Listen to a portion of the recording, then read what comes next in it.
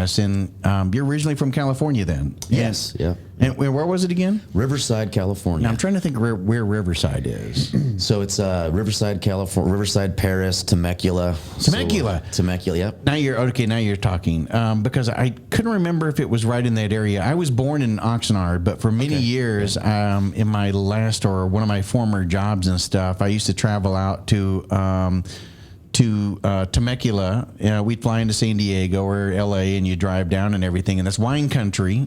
Beautiful area, relatively new development and all of that there. Well, it was then, I should say, many years ago. Beautiful space though. Yeah, probably right around when I was getting out of there, but it was kind of growing up and developing. Yeah, Temecula, and it's Coachella Valley, Palm Springs, that whole Inland Empire area where it's you're still about 45 minutes from the beach, but just on the other side of the mountains where it's still just hot as hell, right? That's really what it is. A lot of fun. Did you ever remember hearing about a company called Chemicon International? Does that ring a bell? Okay, never mind then. All right, so moving right along. So what made you go into the military then? I mean, that's beautiful space right there. Right. I mean, hot air balloons and the whole thing, wine country. And you think so, right? Yeah. It's so.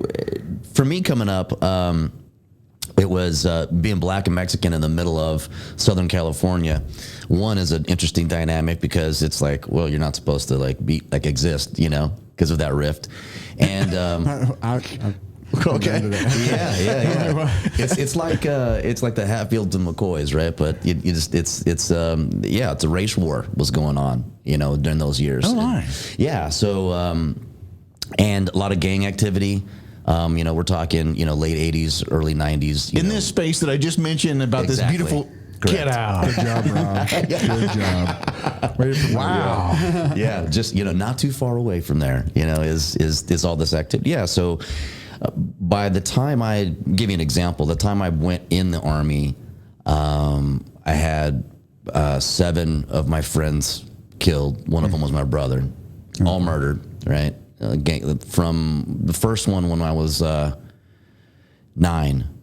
was one of our friends was murdered down the street. He was 13, and then it seemed like that was a sweet spot for a lot of that activity because it was him, then Champ, and then Feo, and then kind of list. And then my brother was one of them, and it was a real shitty time. I'm ignorant to that stuff. Besides, I know the obvious, drugs, money, and all that stuff. But what is, like you said, this the hot spot? What is the motivation? So, we were talking about this the other day. It's kind of like what the kids these days say. It's a trap, right? It's the trap, and it in that area, depending on how you're coming up, economically, financially, do you have a good family support system? Do you not? And, for the most part, in the barrio area, in the ghetto, in the hood, you don't have that. It's, you fend for yourself, kids running around doing whatever because there is no activity. At the time, there was no activities to do, after school stuff. I mean, you had some sports, but in those years, they had pulled a lot of that funding back, so a lot of our music classes and things that were extracurricular just wasn't there happening.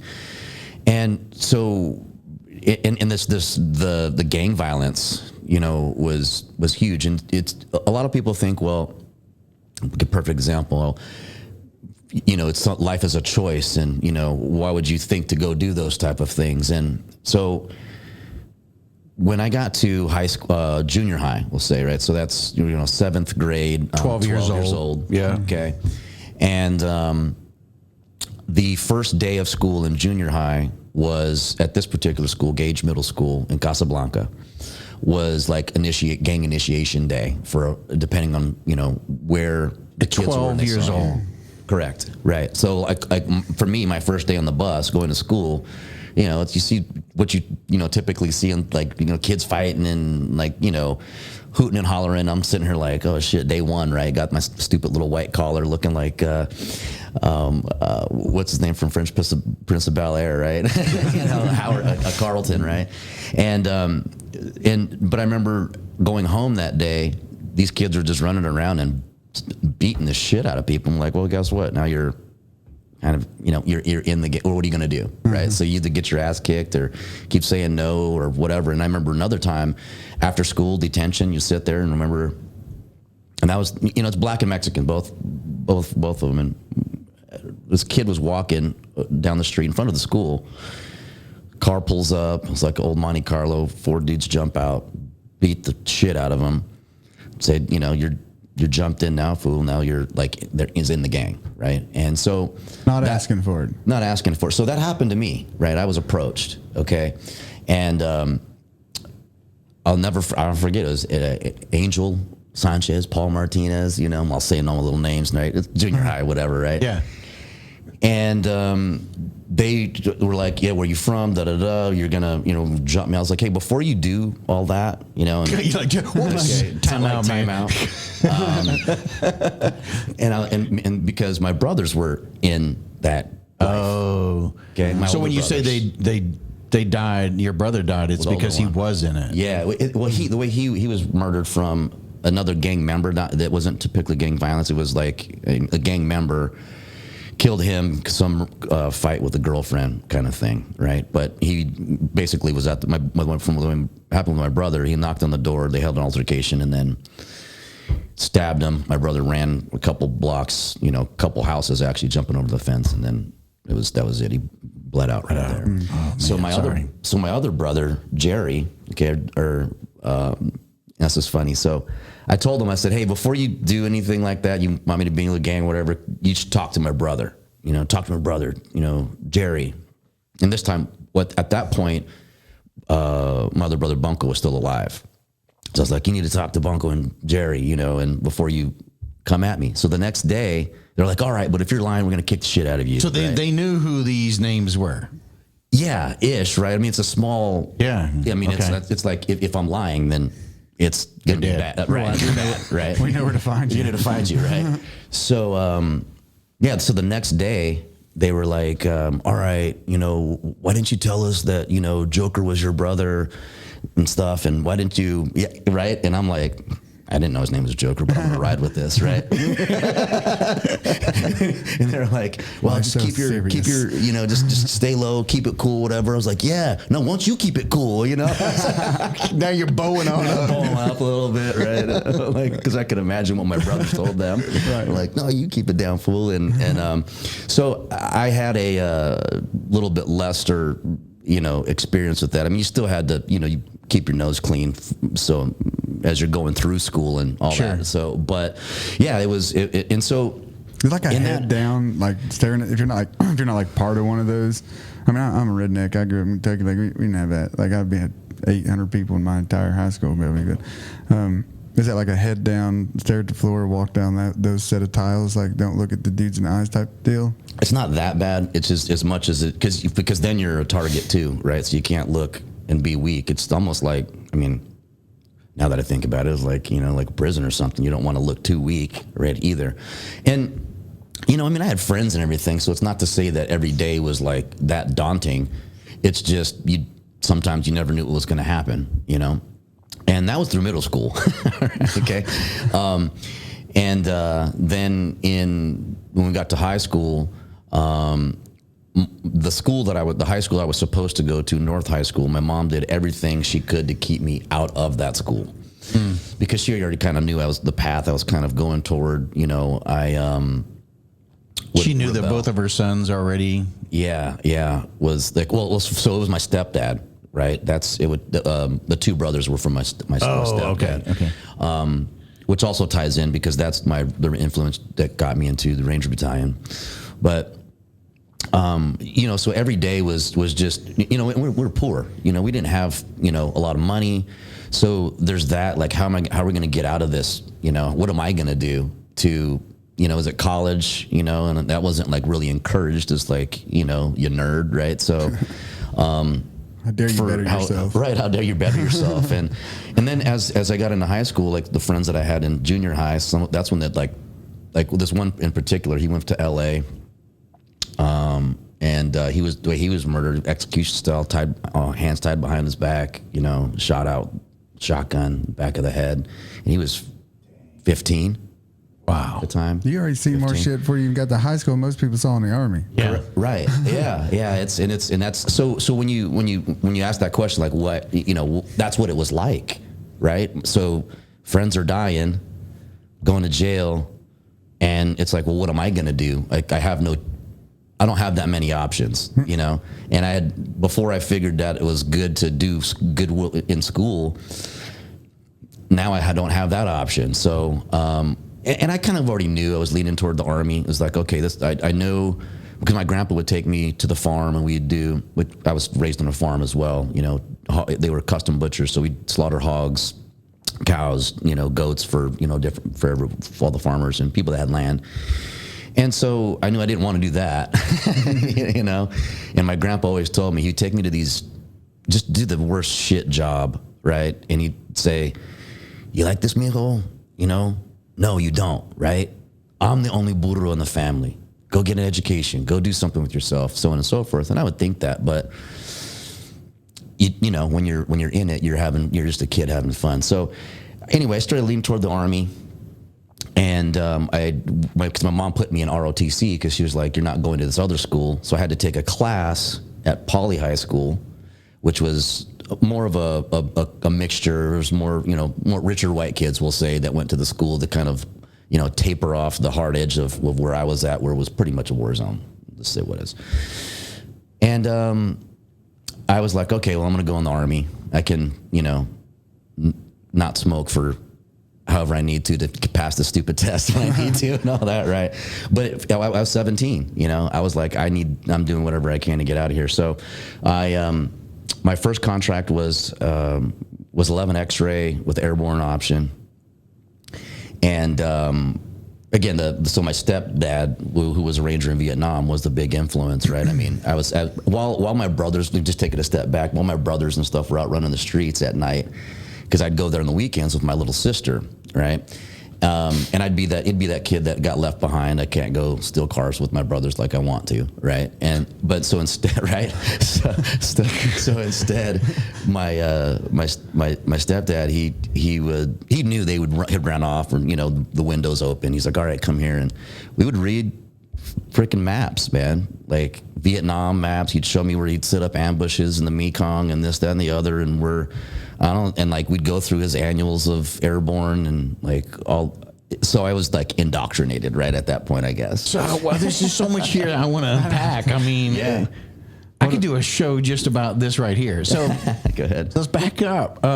Steal cars on a Wednesday. Let's go. I mean this in the most sincere, and I'm not trying to be funny, but how did you survive up to 17 in this type of environment? It must have been very challenging. Yeah. A lot of that, which I would blame my mom a lot in later years, but she would always send me to the farm for summer when I didn't have school or something to be active with, because my mom she was a medical assistant. She was making, I don't know, in those years, $9.50, $10 an hour, supporting me, my little sister, and then later another little sister. And it was, she sent me out there, and that's where I would learn to shoot and cook and mess with the hogs and the animals and stuff. And then it kept you busy. It kept me busy. It did. It kept me busy. And when I think about it now, like, had I had a run of a couple of months, like, quote unquote, on the streets, because it wasn't nothing. Mom was at work. I could come back and then finagle my way of, I'm staying at so and so's house and do dirt, right? Because in those years, that's all you thought about was, how do you get up, come up? How do you survive? I mean, so your whole mentality isn't. It's how am I going to survive? Here's another example, and I mean, like, with food too, right? Like, even though we had the farm and everything, or the ranch, I'd go there on the weekends and we'd come back. My mom was very humble, right? We never got on food assistance, never of anything like that, which it completely would have helped, right? But we didn't like meat. Like, it'd be like, it's the famous Mexican staple, eggs and weenies. And if you didn't have that, it's eggs. And if you don't got that, it's rice and beans. And I remember going to school one day, and people were like, "Man, are you okay? Did you?" They thought I got in a fight, right? And I was like, all day, I'm hearing this, and I'm like, "What the hell is everybody thinking I got in a fight for?" So I remember at the end of the day going in the mirror, like, what is everyone looking at? And my cheekbones were starting to like go in, and it looked like I got punched in the face right here because it was like almost looked like it was protruding out. Because you were starving. Because I was starving. Yeah. And I was like, holy shit, this isn't good, you know? And I right around that time, the family opened up a restaurant. I started working there, and then, you know, then it kind of turned around. But I remember thinking that, like, wow, that's like, wow. Like, and I remember like, well, so for me, since I was 9 years old, the fourth grade, my job was to come home and make dinner and clean the house, make dinner. And that was the other thing, is my mom would make me call her, you know, as soon as I got home and stuff like that. All right. Did you say fourth grade? Yeah. Yeah. One of those latchkey kids, right? So I had the key around my neck, and you know, take the bus to home. And as soon as I got there, would call my mom, I'm home, lock the door, and then make sure that dinner was ready when she got home. I couldn't get my fourth graders to put the towel in the dirty clothes. Yeah. And that was on 12th Street, East Side, Riverside. And it was funny, we were talking. I was just visiting with my mom about 2 months ago with my sister, and she was like, "Oh, we didn't have it that bad growing up, this, that, and the other." I go, "Mom, 12th Street, East Side, Riverside. We moved because the two people got murdered like 6 months after we moved in." She's like, "Oh yeah, I guess that one was a little bad." It's so weird. Just a little. The scale here is a little off. Yeah. In terms of bad, we're both like, you know, our mouth on the floor and everything. Yeah. But this is kind of crazy because your mom was keeping you off the streets literally 3 months a year, but you still had to survive the other 9 when you were back in town and not out there on the ranch and going through school with the guys who had been indoctrinated or had been recruited, you know, and trying to get you in. You just keep it cool, you know, being that, I think that's what helped me as well, is being black and Mexican. It was like I hung out with both sides, right? And because, you know, which I've always wondered, like, damn, if I go to jail, I'm fucked because I have to pick one now. Like, that's just the rules of jail and prison in Southern California. Usually it's federal side, but in SoCal County, it's what it is. I just recommend staying out of jail. That's my biggest thing. You know, I Maybe California too. So that way, America's side, you know. And I was like, you know, I'll fight for America, but jail is not one I want to go to. Recommend our listeners stay that way from there. Yeah, and it's so I, you know, you just getting along with them. I knew, you know, okay, this is the essays. This is, so I became with Paul and Angel and everybody. Like, they knew who I was. Then you just, all right. But they just left you alone. Yeah. It's you know, it's not like you're fearing all the time. It's just, you know, if you're wrong place, wrong time is usually what it is. You know, a lot of those times was, you know, a lot of drive-bys, so a lot of innocent bystanders were getting, you know, it was bad. But, you know, yeah, when they, like, if you see like Boys in the Hood or, you know, those old movies where you see the helicopters coming by, we call it the ghetto bird, like, that was my life. I, like, literally by my bedroom, the spotlight would come by 2 or 3 times a week, helicopters, gunshots in the distance. Like, so it was, you become numb to it. It's like you hear stuff, but you're like, okay, cool. Unless it's like right next to you, or you see you're in some action, or you're at a party where, hey, this could pop off. And it's just kind of the lifestyle. You know, how did your stepfather deal with the fact that 2 of his sons? I mean, you know, we're in the gang. Yeah. Not well.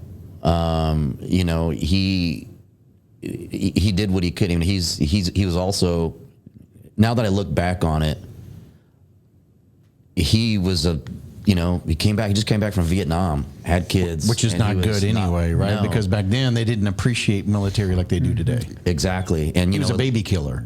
Right. Mm-hmm. And you know, a good, well, you know, not a good one, but you know, he's good at his job, right? You don't want to say that part. No. As you know, and he took a lot of pride in that. You know, I mean, he's LERPs, and you know, that's what he did. A lot of pride. So when he came back, you know, got into karate and all the things that kind of you see it, you know, veterans now get into to, you know, connect. Yeah. But he, I think, was also withdrawn. He had a lot of lot of issues, a lot of problems himself.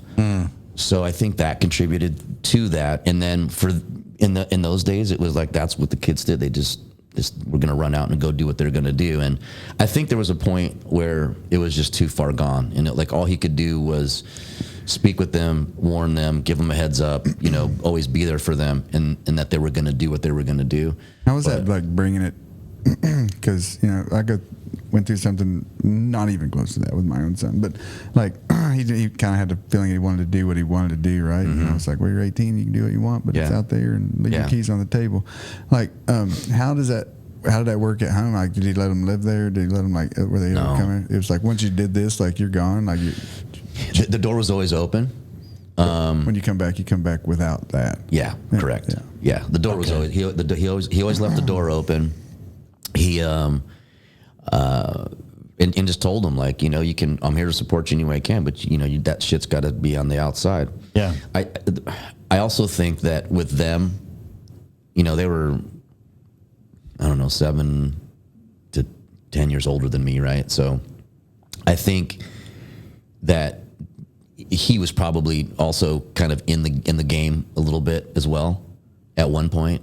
So for them, they looked at it like a little bit of hypocrisy, like, you're making a little cash on, this or that, or, why are you getting on us? And, in those days it was like, I guess how you had to survive. I mean, that's all, because for me, when I looked at it, he was the hero. He'd already been passed. Like he's got to be working at Fleetwood, manager and all that stuff. So, I just saw the discipline, what he was trying to do with them. And, I remember when he passed away, Agent Orange, they found out later, but when he passed away, and I remember coming back and in uniform, for him and stuff, and had just got a beret and all that, and he was just like, he cried, and he was just like, you're the one that didn't fuck up. And I love you, and I'm proud of you. And it's like so happy for you that because I know that was one thing that you probably wanted him to see, and then he probably wanted nothing more than to see. That's a beautiful moment. It was, and it was, and at that moment I was like, I made him proud, and you do along the way, but it's like one of those, it's like, oh, okay, you're going to be, I don't have to worry about you, I think is where, what that was, where the other ones, unfortunately they were in and out. He didn't have much peace in his life. It sounds like, from Vietnam and then dealing with that stuff. And I'm sure that was awesome for you to be able to give that to him before he passed away. And give a little peace in his home. You end up getting at least the airborne contract. You didn't get the option 40. So no, I did. You got the full ride. Yeah, okay. Well, because right then, Somalia happened, right? Mogadishu went down. And when I saw that happen, I was like, oh, hell no. I went right back to the recruiter, and I was like, you're not going to like this. But there's no way that I'm going in the Army unless I have a Ranger contract. He goes, you're reneging on the contract, that you can't do that. I'm like, well, first of all, I'm 17, and I'm going to tell you, it's just, I knew too much, right? Yeah. And I was a cocky son of a bitch then too, right? And so went back to MEPS, and they were like, okay, we got you Airborne Ranger Option 40 contract. You're going to be commo, and that's it. I'm like, all right, fine. That's close enough to what I need to do, And then, that was in, so September 4th, I was out. And, hit all the, marks along the way. Had a scare in RIP, then it was RIP, right? Oh, yeah. The road march, which screws everybody, right? I was like, one of those guys that had to get on the damn Humvee, right? Like shit. But that's when I also understood, like, not quitting. If I was like, if I have one more fucking shot, there's no way that I'm gonna, it was just, I got mind fucked, right? Like, what happens? And then, went. I think it was like, they don't give you much time, right? It was like the following day or something stupid, right? Or maybe a day in between, and then end up just completely crushing the the 12 miler. What year was that? Yeah, that was so that was April '95. I'm an idiot. He said Somalia. I knew it. Yeah, Yeah, April no, I was 95. actually at Benning during that time frame. Yeah. I remember it well, and I remember a lot of those guys coming back. That was there when they Strike came that back. comment. Which that was right. So that was when the guys were coming back in '90. That was from Haiti. And was and anytime someone's coming back from a deployment, especially when they're pissed off that they couldn't do something with, it's like, oh, I'm going there, sweet. But yeah, those are proud moments too, because that was like when you see like, obviously going through. We started with 390. I think we graduated in 90. 30 of us went to 275 and the wins, and then back then attrition was like I think a lot higher than it is now. I think so too. It was higher, right? Because like 6 months later there was like 15 of us, right? And then what you're left with is the guys that are usually going to stick it out for years. I ended up staying for 5, re-enlisting there. And well, even still, I think. Well, at least I saw at 375 a lot of guys that ended up getting out in the first 18 months, 24 months. It's like, man, I'm done. Yeah. Well, and that's the thing is those years there's not going on. They're just pushing you. You're just like, we're gonna be ready. We're gonna be. You know how it was. It was all the time. So, when I go and speak with the guys now, they're like, man, was the op tempo as high as it is this? And I was like, well. I mean, to be honest with you, it was probably a little bit more because, even at 375 when you were there, it was like, okay, Monday, go to the field. Friday, come out the field. Clean your shit. You got, 2 days. You're going to go back to that. Yeah. That's nice. So, I don't, I comparing the two, I think it's just, the life of what a Ranger is you're always going to be training. You're always going to be ready. You're always going to master the what basics. It is, Yeah. You're always going to train the basics, and the basics is be ready at being able to shoot, move, and communicate. Yeah. So 275 during that time frame. So McChrystal, Stan the Man. Yeah. He was there right when I got there. Sergeant Major Magana. How was it then? I mean, man, it was wild because you had like all the first sergeants were all old scrolls, right? So you had, you had Crazy Larry Allen, Sergeant Major Allen, right? It was Seco. You had Dietrich, Hugh Roberts over at ACO. You had Eifelson, I think, was at headquarters when I got there, and then you had Magana and you got McChrystal, and it was in those days it was like everybody knew McChrystal was going right up to the top. It was what did I know? It was a private, right? But just seeing everyone get fired up when he'd speak, when he'd talk, the way he'd execute on things, and there's things that people don't like that every commander's going to go through. But I ended up, I'm not the tallest, right? He is. I ended up becoming, because I was a runner, becoming this freaking, running with him with the guide on and shit, right? Ooh. Yeah, I know. But the battalion colors. Yeah. Well, and then of course in headquarters and battalion colors, I was always right by him, and then RTO'd with him because I was a junior, so I couldn't be a primary RTO for him. But there was a time where I had to slip in, and I guess did well. I didn't leave his ass jumping out the plane, and got comms up, so that was a plus. Those times were we'd go. You never knew. Everything was super secret then. Like there were no cameras and stuff. The RSOT, everything was covered up. You couldn't say where you're going and all that. And it was a different life that you also didn't know if you were going somewhere. Oh shit! Then the rumor mill starts. Oh, is it real? We never take buses to the airfield, right? That's a perfect comment. Right? And it's like, actually, we're just gonna go, suck it in JRTC for a while. That's why we're going this way. Damn, Fort Polk. Yeah. Our favorite place, Jason. Yeah, I love it. And Yeah, a lot of transformation in those years too. You know, from with technology, weapon systems. You know, so it was very interesting in seeing how. You know, that's those days with the spendexes and stuff like that, and you know, oh hey, we have to burn the budget money. Here's a pallet of AT4s and everything, right? And then everybody in the fucking battalion's bopped out. Yeah, completely. Yeah, and then years later, I learned. I'm like, oh, there's a TBI. Oh, Can we get there's 6 a more privates down here? That's jacked up. But it's it's like I've God, never done that. I don't know. Right. Like, oh, it's blood coming out of my ears. What is this?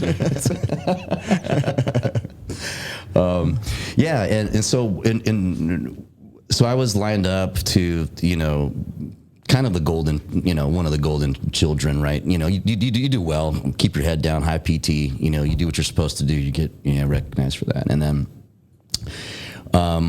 but then it was like come down on the OML and all that stuff. That's in those years, like E4, they changed it where you had to be E4 to go to Ranger school, right? And then at the same time, they put a freeze on E4 promotions because there was too many. It was a weird, awkward little spot. And then I ended up getting hurt, right? So that's when we were moving it was something stupid. We were moving just shot up equipment from like one PBO to another. And we're going through some rough little patch. And then my head ended up going underneath the seat, like completely crushing the right side of my face. Like it was bad, like not like some little thing, like, you know, the whole I'm gonna puke, you know, head trauma and all that. And what ended up happening is I had a right orbital fracture, and the bottom muscle ended up getting pushed into that fracture, right? So went right to the hospital, emergency surgery-ish, right? So two days later, which is interesting. Here's another thing to the credit of McChrystal and Magana. When I kind of came to at the hospital, because they're telling me don't go to sleep and all that, right? They were there. Well, I was like, oh shit! Like I'm like, you know, like freaking out. Like, do I need to stand at attention or salute while I'm laying down? I don't know what's this protocol, right? Right. And he's like, he said, hey Bobby, just hang out. I'm like, what the fuck, Bobby? Like that's my nick. Like I go by Ron now, but Bobby is like what my. Like, and he knew that. Yeah. That would freak. Yeah, that would freak me out too. Yeah. Yeah, and I'm like, okay, but you know the thing is that I learned later is that he made it a point to know. I don't know how he did it, but if he could remember your name and he'd want to put it together with a little story. And I mean, I guess probably also because, you know, I was, you know, running alongside with him and stuff. He kind of knew, but it would just blew me away, right? I would add that. So I try to, and I tell my guys all the time, like, if I mispronounce your name, like, tell me, because I feel like it's disrespectful if I'm trying to say your name wrong, because that's a respect for you, because that's what you know, that's your family tradition or whatever. But I try to tell you by the the guy's name and stuff to be that leader. But I find it awesome whenever I see like colonels. You know, yeah. I just got a company, but I find it awesome when I see the colonel and they're doing Helen farewells. You know, yes, I know they get their little cards and stuff, but I've seen it where there's families out there and stuff, and they're like, "Oh, your kids, Susan, and your Bobby, and your wife did it." I was like, "Yeah," and that right there just tells makes me a huge impact. It does, because you know, it shows that you are taking initiative to know something about that individual personally, right, and trying to connect on a different level than just, you know, leader to subordinate type thing, right? Yeah, and that's that. I had that surgery. And then now I'm have to go on con leave, right, for a month and a half to recover from this thing. So do that, but then there's a couple of weeks where like I need to take this PT test, but I'm still like stitched up and stuff. And in those days, it was like, look, this is the standard, or you get the hell out, right? Fuck RFS, you're done. So they kind of hid me. They sent me to Fort Gordon to do this advanced JRBIC SOI creation class or something, right? So I'm over there. So you can heal up, not have to worry about making the Ranger standard Because nobody's looking. No one's looking, right? And they knew I was like, a stud. They PT tests and all that. It wasn't like I was a borderline guy, right? Yeah. So so I'm in this class, right? And I'm there with a couple other regiment guys. They were E7s, and here's Ronald Farrell. You think I was maybe a E4, right? And I get this phone call. Now remember, this is the old built, brick barracks and everything. So there's only the phone and no cell phones in these years, right? So you got the 2 pay phones on each side. So the phone rings and it's like, "Hey, O'Farrell, foot's for you." And I'm like, "What the fuck?" 1, nobody's supposed to know I'm here. 2, how do they know what barracks and what side? So I get the phone. It's my doctor, my surgeon. Back at Madigan, right? And I'm over here at Fort Gordon in Augusta, and I'm like, "What's up, sir?"